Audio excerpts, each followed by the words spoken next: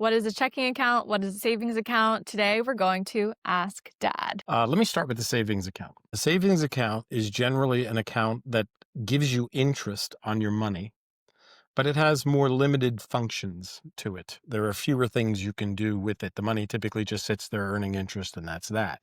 The checking account, way of comparison, is an account that generally does not earn interest or earns lower interest, but which you can use to pay bills, to pay for things. So a checking account has checks. A lot of your people in your generation have never written a check. They don't Go even watch know our what a video check on is. how to write a How to check. write a check.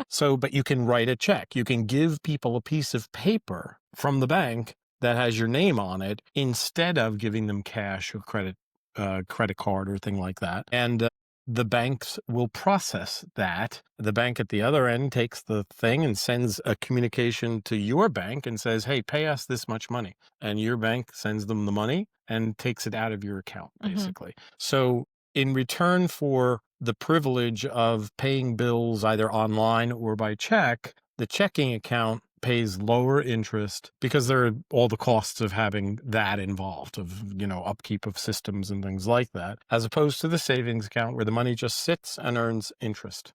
And that's just the difference. Can anyone open these two accounts? Generally, yeah.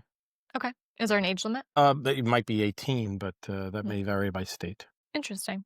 There you have it. I'll edit this part. La, la, la. No, leave it in. Leave it in.